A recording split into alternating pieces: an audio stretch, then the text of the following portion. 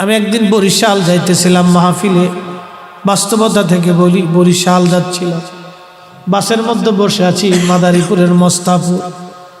এমন সময় একজন ভদ্রলোক ভিক্ষা করার জন্য উঠছে, ইংরেজিতে ভিক্ষা চায় সবার কাছে।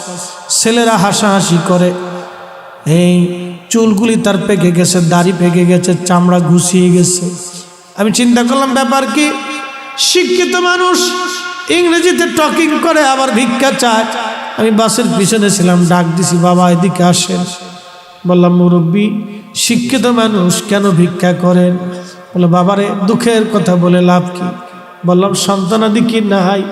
বৃদ্ধ লোকটি কেঁদে দিয়ে বলল, বাবারে 3টি সন্তান, মানুষ বানাইতে পারি নাই। আমি হাই স্কুলের ইংরেজি টিচার ছিলাম, জীবনে বহু ছাত্র মানুষ করেছি, নিজের ঘরের বাচ্চাকে মানুষ বানাইতে পারি নাই। বাবা 3টি সন্তানকে আমার সম্পদ থেকে প্রতিষ্ঠিত করেছি।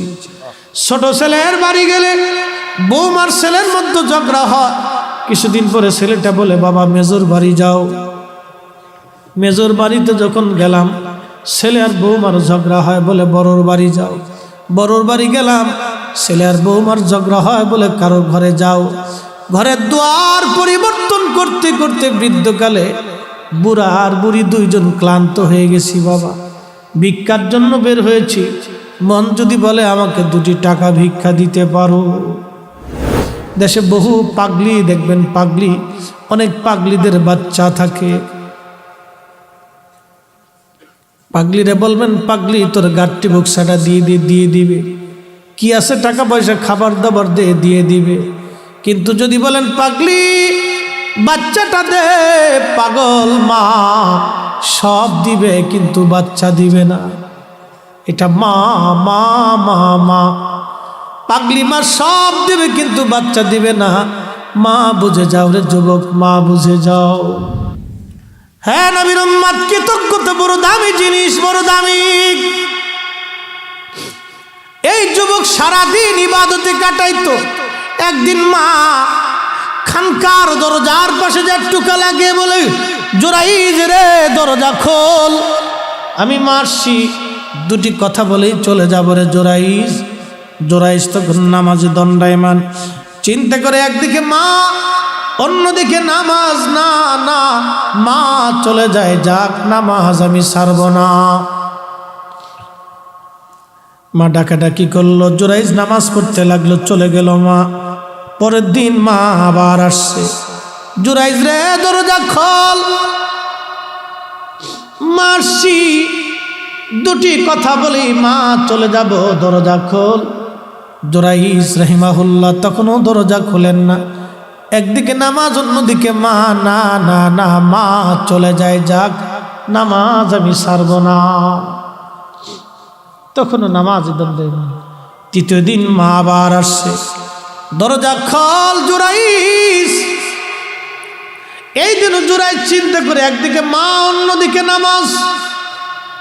যুবক মা কি জিনিস বুঝে যাও, বাবা কি জিনিস বুঝে যাও। মা চলে যাই, যাক আমি নামাজ ছাড়ব না। জোরাইজের কিন্তু অপরাধ একটাই, মার ডাকে সাড়া দেয় না। সে কিন্তু বড় পাক্কা নামাজি ছিল, বড় বুজুর্গ ছিল। এই মা হাত বাড়াই দিছে, আল্লাহ আজকে 3 দিন হলো আমার জোরাইজকে ডাকি, আমার জোরাইজ আমার ডাকে সাড়া দেয় না। আল্লাহ আমার জোরাইজকে দুনিয়ায় কোনো জেনাকারিনী মহিলার অপবাদ না দিয়ে, অপদস্থ না করাইয়া, যত বড়ই অলি হোক না কেন তোমার অপমান না করাইয়া কবরে তুমি ডাক দিও না গো আল্লাহ। হাই হাই হাই। নবীজি বলেন, সাহাবীরা জোরাইজের বিরুদ্ধে মায়ের বদদুয়ার সাথে সাথে আসমান জগতে কবুল হয়ে গেল। যুবকদেরকে বলি, মা যদি অন্ধ হয়, ল্যাংড়া হয়, বোবা হয়, কানা হয়, অর্ধ পাগল হয়, মূর্খ হয়, অশিক্ষিত হয়, মালিকের আসমানে দোয়া করতে দেরি হবে রে, দোয়াগুলি কবুল হতে দেরি হবে না। এই জন্য আল্লাহ বলছে, আনিশকুরলি, আমি আল্লাহর শুকর কর, ওয়ালি ওয়ালি দাইক, বাবা মার শুকর করো। নবীজি বলেন, মা দোয়া করতে দেরি হয়েছে, বদদোয়া আসমানে কবুল হতে দেরি হয় নাই। জোরাইজ জানতো না অবস্থা কি হবে। ও বুজুর্গ নামাজি রত হয়ে গেল, মা চলে গেল, বহুদিন পরে বিপর্যয় ঘটে গেল। ওই জুরাইজের খানকার পাশে এক যুবক রাত্রিবেলা ঘুমাইতো, ও ছিল রাখাল। ওই যুবকের সঙ্গে এলাকার একটা মেয়ের অবৈধ সম্পর্ক হয়ে তারা জেনা করলো। জেনার কারণে ওই নারী তার গর্ভে বাচ্চা কনসেপ্ট হলো। বাচ্চা আসার পরে এলাকার মানুষ জানাজানি হলো, অমুকের মেয়ে অমুক, বিয়ে হয় নাই কিন্তু পেটে বাচ্চা এসে গেছে। লোকেরা ডাক দিছে, নারী এই সর্বনাশের কাজ কে করলো তোমার? মহিলাটা ডেকে বলতেছে, কি জবাব দিবে? সে গোপনে রাখালের কাছে এসে বলল, রাখাল, তোমার কারণে আজকে আমি অন্তঃসত্ত্বা হয়ে পড়েছি, সর্বনাশ হয়েছে। এ রাখাল, আমার এ বাচ্চার পিতৃ পরিচয় কি হবে বলো? রাখাল ডাক দিয়ে বলতেছে, দেখো, আমার কথা যদি বলো মানুষ তোমাকেও মেরে ফেলবে, আমাকেও মেরে ফেলবে, কারণ আমি কৃতদাস, সমাজে আমার কোনো দাম নাই। তুমি যাও, যাই মানুষকে বলো, ওই যে দেখো বুজুর্গ জুরাইস 3 রাত 24 ঘন্টা ইবাদতে কাটায়, মানুষ থেকে খুব বিশ্বাস করে, মানুষ থেকে খুব ভালোবাসে, মানুষ তার জন্য খাবার নিয়ে যায়, খানকা বানিয়ে দিয়েছে। জুরাইজের কথা বললে তুমিও বাঁচবা, জুরাইজও বাঁচবে। মেয়েটা রাজি হয়ে গেল। সমাজকে বলল, আপনারা যাকে অনেক বড় বুজুর্গ মনে করেন, এই জুরাইজ আমার সর্বনাশ করেছে, তার খানেকার ভিতরে নিয়ে আমার সঙ্গে জেনা করেছে, এই জেনার কারণে আমার গর্ভে বাচ্চা এসে গেছে। যুবকরা লাঠি নিয়ে জুরাইজের খানেকা আক্রমণ করলো, মারতে লাগলো, আগুন দিয়ে পুড়িয়ে দিল। জুরাইজ বলল, যুবকরা কেন মারো? বলে, তুমি অনেক বড় ভণ্ড, অমুক নারীর সঙ্গে তুমি জেনা করছো। জুরাইজ বলে, আল্লাহর কসম করে বলি, জীবনে কোনো দিন আমি তাকে দেখি নাই, জেনা তো দূরের কথা, কথা তো সত্য, কিন্তু মহিলা তো বলে ফেলছে। ওই যে মা বদদোয়া করেছিল, মায়ের বদদোয়া রব্বে কারিমের দরবারে কবুল হয়ে গেছে। যুবকরে, মা এমন জিনিস, বাবা এমন জিনিস, খোদার দরবারে হাত বাড়াইতে দেরি হবে, কবুল হতে দেরি হবে না। আল্লাহ বলেন, ইম্মা ইয়াবলুগান্না ইনদাকাল কিবার আহাদুহুমা আও কিলাহুমা ফালা তাকুল লাহুমা উফ। ইম্মা ইয়াবলুগান্না ইনদাকাল কিবার,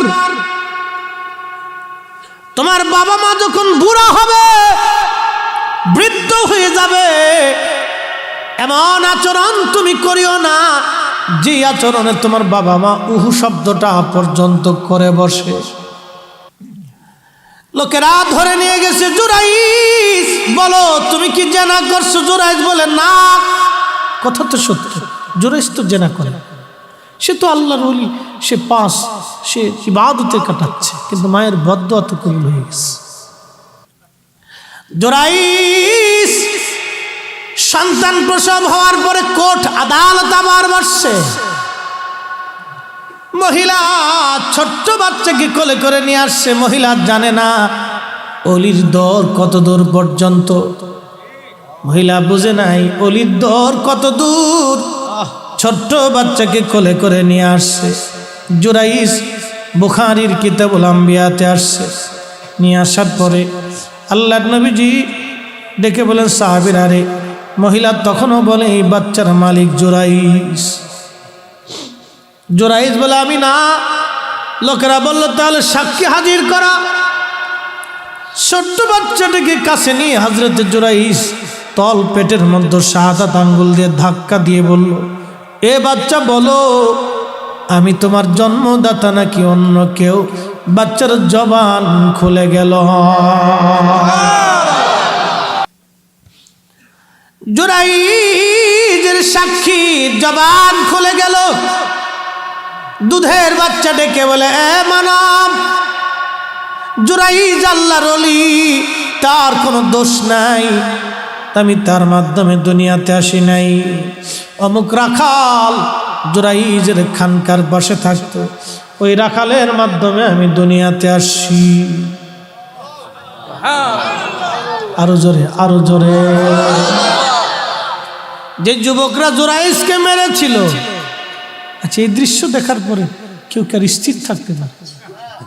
যে যুবকরা মারছিল, হুজুরের কদম জড়িয়ে ধরে বলতেছে, হুজুর আমার ভুল হয়ে গেছে, ক্ষমা করে দেন। আপনি যদি বলেন আপনার খানেকা আগুন দিয়ে পুড়িয়েছি, সোনা দিয়ে বানাই দিব। জুরাইজ বলল, না, স্বর্ণ দিয়ে বানাইতে হবে না, তোমরা আগের মতোই মাটি দিয়ে বানিয়ে দাও। তবে শোনো রে, আমার একটা ভুল আমাকে এই পর্যন্ত নিয়ে আসছে, আমি মার সাথে বেয়াদবি করছিলাম। যুবকরা রে, আমি মায়ের সাথে বেয়াদবি করেছি, মার সাথে বেয়াদবির জন্যে মা বদদুয়া করেছিল রে যুবকরা, যার কারণে আজ আমি জানাকারিনী মহিলার অপবাদ আমাকে শুনে অপদস্থ হতে হয়েছে। তোমাদেরকে বলি, মায়ের সাথে বেয়াদবি করবে না, কষ্ট দেবে না, মার অবাধ্য হয়েও না। এই ভালোবাসা সাহাবীরা দিয়েছিল। আল্লাহ বলেন, আমিনু কামা আমানান নাস।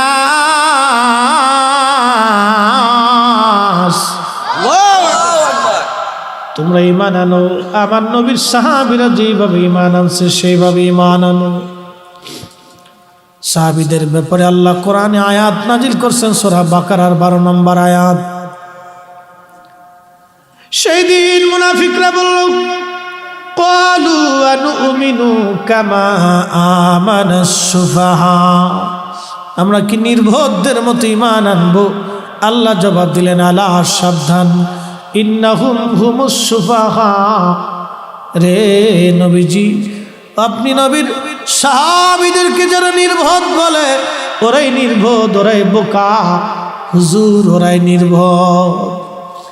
সেদিন বেলালকে তারা নির্বোধ বলেছিল, কারণ হযরত বেলালের আজানের ভিতরে ভুল হইতো। বন্ধু, কেন? কালেমা পড়ার কারণে হযরত বেলালের জিহ্বা ওরা ফোঁটা করে দিয়েছিল, লোহার শিক আগুনের মধ্যে গরম করে। বেলালের জিহ্বায় পার ওপার করে জবান বন্ধ করে রাখত। মারতে মারতে বেলালকে বেহুশ করে ফেলতো। আহা, পিঠের চামড়াগুলি, গোশতগুলি বেলালের খসে খসে ফেলে দিয়েছিল। প্রচন্ড গরমে লু হাওয়ার মরুর বালুর ভিতরে বেলালকে বেঁধে রেখে পাথর চাপা দিয়ে চলে আসতো। প্রচন্ড গরমে বালিগুলি লেগে লেগে চামড়াগুলি ফুসকা পরে পরে ঘা হইতো। ওই ঘায়ের মধ্যে বেলালকে চাবুক দিয়ে পিটানো হতো, আর বলা হতো, বেলাল কালেমা সারবি। হযরত বেলাল রাদিয়াল্লাহু আনহু বলতেন, বেঈমানরা রে, জীবনের সব কিছু দিতে রাজি, কিন্তু নবীর কদম ছাড়তে রাজি না। মদিনাতে গেলেন হযরত বেলাল রাদিয়াল্লাহু আনহু, মদিনায় গেলেন, আজানের প্রবর্তন হলো। আজান শুরু হলো, বেলালকে নবীজি মুয়াজ্জিন বানিয়ে দিলেন। বহু বছর নবীর সহবতে থেকে থেকে নবী প্রেমে বেলালের হৃদয় সিক্ত হয়ে গেল। হাবিবে কিবরে ইন্তেকাল করবে, হুজুর ইন্তেকাল করলেন, অনেক বড় লম্বা ওয়াজ। ইন্তেকাল করার পরে মদিনার যে কি অবস্থা হয়েছিল আপনারা তো বুঝতেই পারছেন। একটা উট পর্যন্ত কেঁদে কেঁদে হয়রান হয়ে গিয়েছিল। সারা মদিনার মানুষগুলি নীরব হয়েছিল, খাওয়া দাওয়া ঘুম মদিনাবাসীর বন্ধ হয়েছিল। সাহাবীরা খাওয়া দাওয়া বন্ধ করেছিল। একজন এক দিকে এক একভাবে বিক্ষিপ্তভাবে পড়েছিল। বহুদিন পার হয়ে গেল, বেলাল আর মদিনায় আজান দেয় না। আবু বকর একদিন ডেকে বলল, বেলাল আজান দাও। বেলাল ডাক দিয়ে বলল, আবু বকর, তুমি কি আমাকে কিনেছ? আল্লাহর উদ্দেশ্যে না তোমার নিজের জন্য? আবু বকর বলল, বেলাল রে, কাফেরদের কাছ থেকে তোকে কিনে এনেছিলাম, আল্লাহকে খুশি করার জন্য তোমাকে আজাদ করে দিয়েছি। বেলাল বলল, আবু বকর, আমি আর মদিনায় আজান দিব না। যে আজান দিলে নবী আসতো, সে আজান দিলে আজ নবী আসে। আমি আর কোনোদিন মদিনায় আজান দিতে পারবো না। চলে গেলেন নবীর আশিক সিরিয়ার দামেস্কে। বহুদিন পার হয়ে যাওয়ার পর একদিন ঘুমিয়ে আসে বেলাল। স্বপ্ন দেখে নবীজি ডেকে বলে, বেলাল কেমন জুলুম তুমি শুরু করছো আমার সাথে রে বেলাল, কতদিন হলো তুমি আমার জিয়ারতে আসো না। বেলাল আয়া, আমি নবীর জিয়ারতে আই রে বেলাল। আহা, কি প্রেম নবীর সঙ্গে করেছিল বেলাল। নবীজি তাকে ডাকার জন্য গেছে, আয় বেলাল আয় আমার জিয়ারতে আয়, কতদিন হলো বেলাল তুমি আমার জিয়ারতে আসো না। আয় বেলাল। নবী ডেকেছে, বেলাল পাগলের মতো হয়ে গেছে। শুধু সিরিয়ার দামেস্ক থেকে বেলাল পায়ে হেঁটে হেঁটে হেঁটে হেঁটে মদিনা আসছে। পায়ে হেঁটে হেঁটে আসছে, দুই একটি পথ না, শত শত হাজার হাজার মাইলের পথ বেলাল পায়ে হেঁটে হেঁটে চলে আসছে। দেরি করে নাই বেলাল, দেরি করে নাই, শুধু সিরিয়ার দামেস্ক থেকে পাগলের মতো ছুটে আসছে।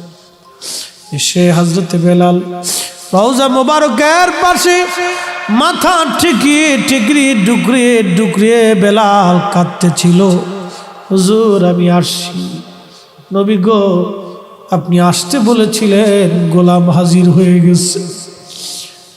আল্লামা ইমাম তাকিউদ্দিন সুবকি আর শিফাউস সাকামের মধ্যে লেখেন, রওজা শরীফের সঙ্গে মাথা ঠেকে বেলাল ডুকরিয়ে ডুকরিয়ে কাঁদতেছিল। নতুন মুয়াজ্জিন আসছে, এসে দেখে বেলাল কাঁদতেছে, ডাক দিয়ে বলল, সাহাবীরা নবীর মুয়াজ্জিন বেলাল আসছে। কথা শুনে সব সাহাবীরা মদিনার ঘর থেকে বের হয়ে আসছে। সব সাহাবীরা বলে, বেলাল আজান দাও, কতদিন হলো তোমার কণ্ঠের আজান শুনি। বেলালের একটাই কথা, সাহাবীরা রে, আমি আজান দিলে কি নবী নামাজ আসবে বলো? যে আজান দিলে নবী আসতো সে আজান আমি আর দেব না, যে আজান দিলে নবী আসবেন আজান দেব না। সাহাবীরা বলল, বেলাল আজকে আমাদের কথা আজান দিবে না, যাইয়া দেখো ইমাম হাসান আর হুসাইন আসেনি, যদি হাসান হুসাইন বলে রে বেলাল আজান দিবে। সাহাবীরা দৌড়ে হাসান হুসেনকে নিয়ে আসছে। ইমাম হাসান হুসেনকে দেখতে নবীর মতো দেখা যাইতো, চেহারা নানার চেহারা পেয়েছিলেন, বড় সুন্দর চেহারা পেয়েছিল নানার, দেখতে একবারে নবীর মতো দেখা যাইতো। ইমাম হাসান হুসাইন যখন আসছে, রওজা শরীফ থেকে বেলাল উঠে ইমাম হাসানের বুকের মধ্যে মাথাটাকে কাঁদতেছিল। আবার ইমাম হুসাইনের বুকের মধ্যে মাথাটাকে বেলাল কাঁদে রে। হযরত ইমাম হাসান ডাক দিয়ে বলল, নানার মুয়াজ্জিন, যে কণ্ঠ দিয়া নানারে আজান শোনাইতা, তুমি মিনারে যাও, ওই কণ্ঠ দিয়ে আমরা রে আজান শোনাইয়া যাও। বেলালের মতো আশিক যদি আমরা হইতাম, এ দুনিয়ায় নবীর দেখা পাইতাম, এ দুনিয়ায় নবীর দেখা পাইতাম। ইমাম হাসান কাঁদে, বলে, নানার মুয়াজ্জিন, যেই কণ্ঠ দিয়া নানারে আজান শুনাইতা, যাও মিনারায়, ওই কণ্ঠ দিয়ে আজান শুনাও। যে মহিলার ঘরের ছাদের উপরে দাঁড়ায় বেলাল আজান দিতে, হযরতে বেলাল দৌড়ায় চলে গেলেন সেই ছাদে, শুরু করলেন আজান, আল্লাহু আকবার আল্লাহু আকবার। সারা মদিনার রন্দে রন্দে আজানের আওয়াজ পৌঁছে গেল। মদিনার ঘর থেকে সাহাবীরা বের হয়ে দৌড় মারছে। কিতাবের মধ্যে আসছে সাহাবীদের মন বলেছিল নবী বুঝি ফিরে আসছে, নবী বুঝি ফিরে আসছে। বেলালের আযান, আল্লাহু আকবার, আল্লাহু আকবার। মদিনার ঘর থেকে বৃদ্ধ সাহাবীরা বের হয়ে দৌড় মারছে। আশহাদু আল্লা ইলাহা ইল্লাল্লাহ। মহিলারাও ঘর থেকে বের হয়ে দৌড় মারছে। ইমাম সুবকি লেখেন সারা মদিনায় কান্নার রোল পড়ে গেল। মদিনার মানুষগুলি কাঁদতে লাগলো। নবীর ইন্তেকালের পরে মদিনার মানুষ এইভাবে আর কোনোদিন কাঁদে নাই। বেলাল যেই দিন আজান দিয়েছিল সেই দিন সারা মদিনার মানুষ ডুকরি ডুকরি কেঁদেছিল। কেউ বা ভেবেছিল বুঝি নবী চলে আসছে, বুঝি নবী আসছে রে। বেলাল যখন বলল আশহাদু আন্না মুহাম্মাদুর রাসূলুল্লাহ, বেলাল আর স্থির থাকতে পারেন না, অজ্ঞান হয়ে পড়ে গেলেন। মদিনার মাটি গুলি থরথর করে কেঁপে উঠছে। মদিনার মাটি গুলি থরথর করে কেঁপে উঠছে। মদিনার মাটি গুলি থরথর করে কেঁপে উঠছে। সেদিন মদিনার মানুষ কেঁদে কেঁদে হয়রান, কেঁদে কেঁদে হয়রান। নবীর পাগল আশিক আর আযান দিতে পারেন নাই। কেঁদে কেঁদে রওজা শরীফে মাথা ঠেকিয়ে বলেন হুজুর আসতে বলেছিলেন, গোলাম এসেছে, আপনি হুকুম করেছিলেন আমি আসছি। নবী গো আপনার জিয়ারতে আসছি। আযান দিতে বলেছে, আযান দিয়েছি। আযান দিলে নবী আগে নামাজ আসতে, আজকে আযান দিলাম আপনি নামাজ আসেন। যে আযান দিলে নবী আসবে না সে আযান আর কোনোদিন আমি দেব না। কোনোদিন আর বেলাল আযান দেন নাই, কোনোদিন বেলাল আর আযান দেন নাই।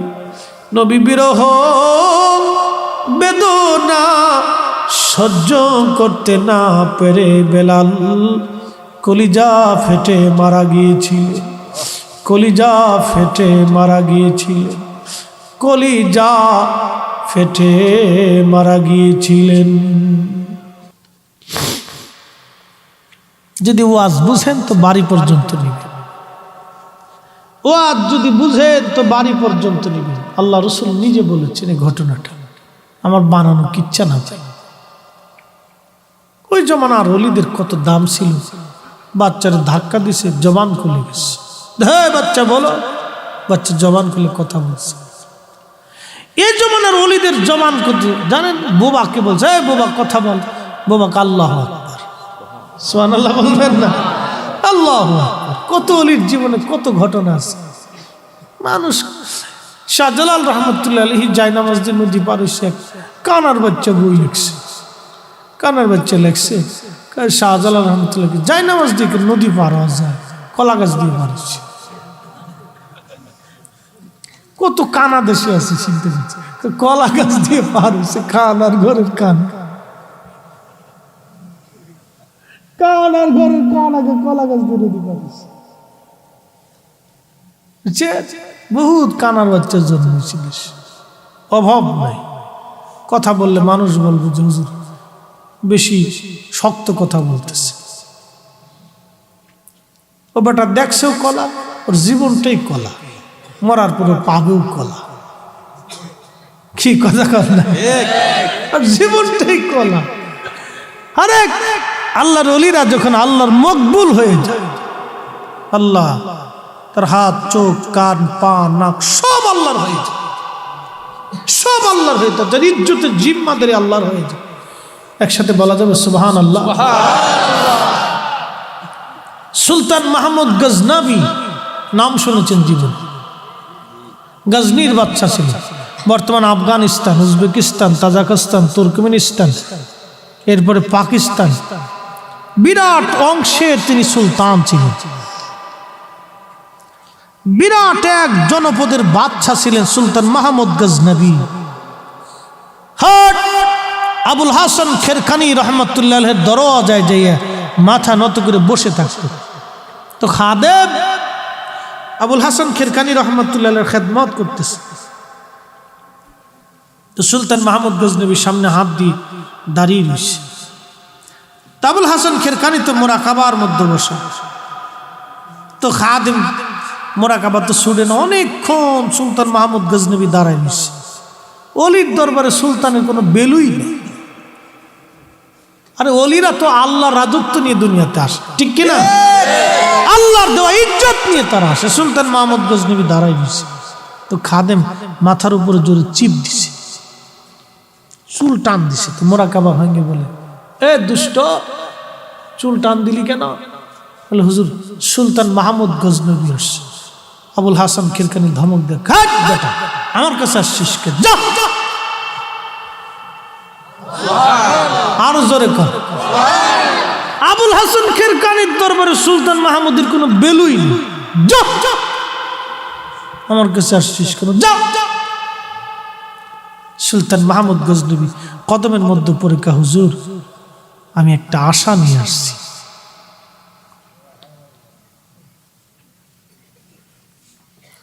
সুলতান মাহমুদ গজনবী মদিনাতে গেছে, শাহী পোশাক পরে, শটের পোশাক পরে, কান্দে পানি লিয়ে হাজিদেরকে পানি খাওয়াইতেছে।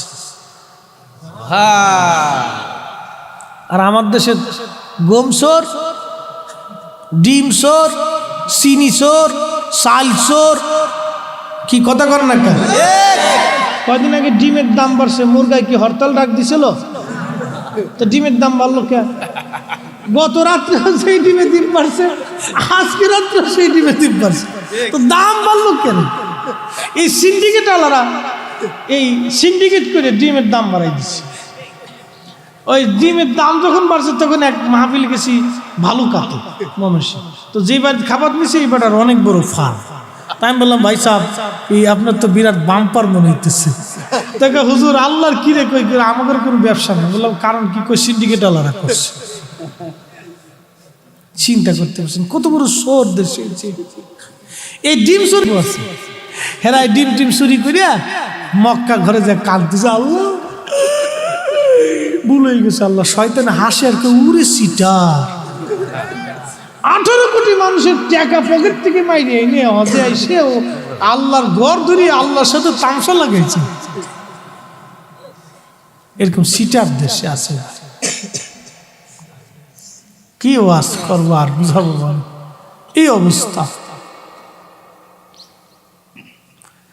আল্লাহ পাক আমাদেরকে সহি সমঝ দান করুন, বলেন আমিন। সঠিক পথে আমাদের চলার দরকার বন্ধু। কোন মানুষের হক নষ্ট করে।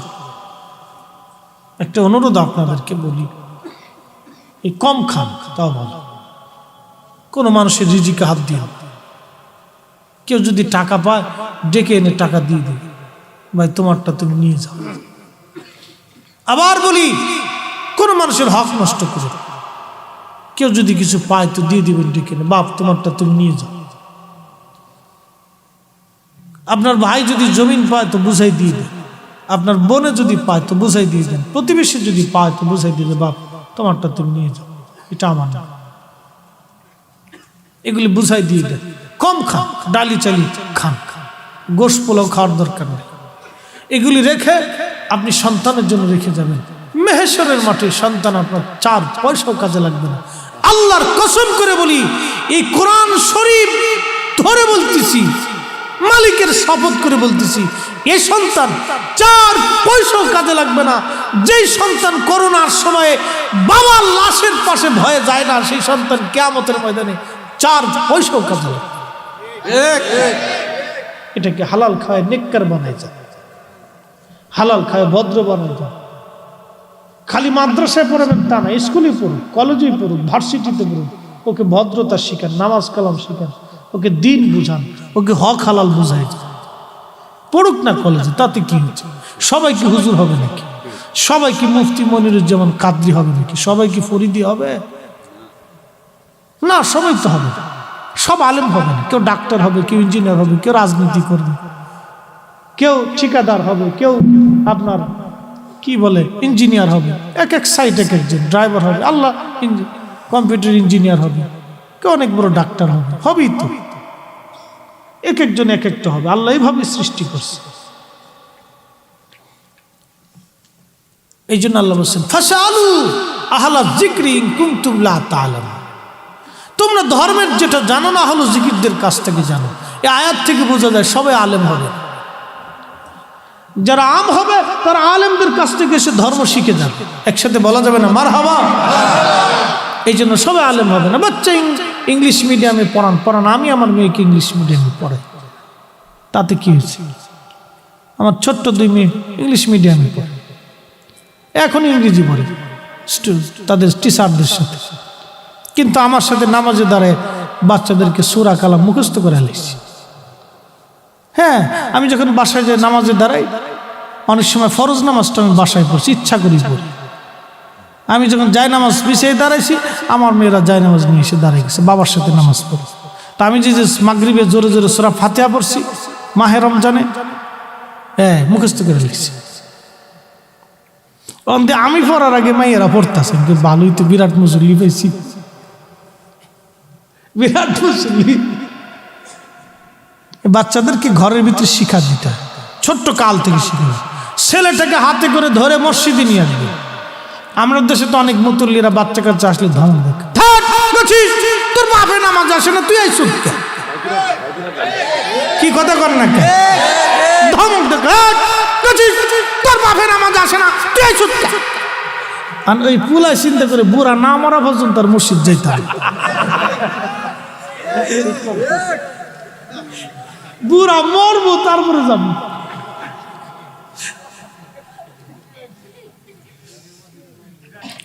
না, রাগ করা যাবে না বাচ্চা আমার, না থাকুক। মানুষের জীবনে ভুল হয়, বাপ কারো ভুল ধরে শরম দেওয়া যাবে। মানুষের জীবনে, আমার জীবনে কি ভুল নাই? অবশ্যই আছে, ভুল হয়, মানুষের ভুল হয়। আল্লাহর কাছে ক্ষমা চাইলে আল্লাহ মাফ করে দেবে। এই আমার মসজিদে ঢাকাতে প্রত্যেক জুমাতে পড়ে, তো বাচ্চারা খুব ডিস্টার্ব।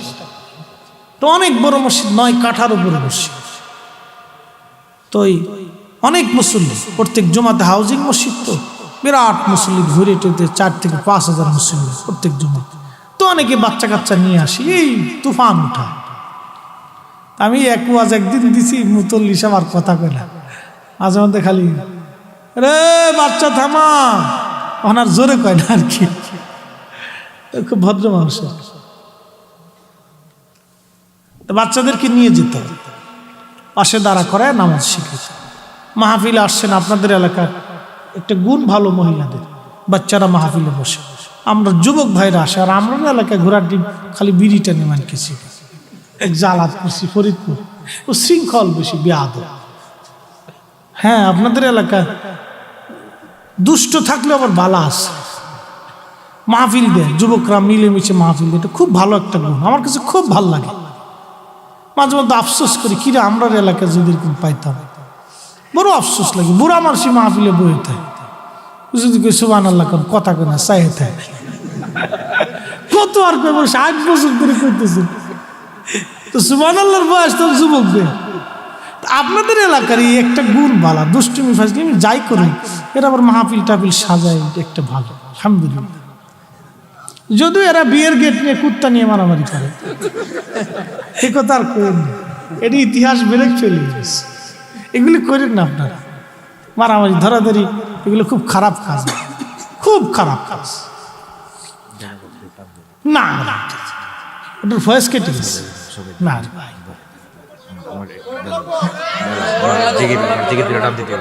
মনির ভাই আপনি খুব সালাম। আমার দাবি, আমি এই বাইরে সর্বপ্রথম আমি 5 বছর আগে আমি আনেছিলাম, এর সাথে আমার সম্পর্ক এত ভালোবাসা, একটু দেরি হিসেবে থেকে আমি অনেক গভীর চিন্তা করেছিলাম। উনি আমাকে বলছেন টেনশন করেন না, আমার প্রাণের দাবি হযরত বেলাল একটু টান দিবেন, আমার একটু জিগির যুবকদের এই স্টেজটা যুবকরা আপনার জন্য একটু সুন্দর ফুটে উঠছে, একটু সাজাইছে আপনার জন্য। আচ্ছা মাশাআল্লাহ, ঠিক আছে। কি যে জালাত করছি, আরে সারা দেশে যেই জায়গায় যাই খালি ওয়াজ করছি। আচ্ছা ঠিক আছে ইনশাআল্লাহ। আহা, তা আলহামদুলিল্লাহ এই ওয়াজটা আমার একটা কবুলিয়াত মকবুলিয়াত ওয়াজ। আমারে বহু কমই ভাইরা মোহতামি সেদিন এক মোহতামি সাহেব হুজুর, আল্লাহ মহাব্বতে মানুষ, আমার পাওয়ার সাথে জড়াই ধরছে, চুমাইতেছে। তাকে হুজুর আপনারই ওয়াজটা শুনে যে কত চোখের পানি ফেলছি। আর একজন জড়াই ধরে বলতেছে, হুজুর মদিনার থেকে আপনারই ওয়াজটা শুনে আমি যে কত কাঁদছি। আর মাশাআল্লাহ, দোয়া করবেন ভাই।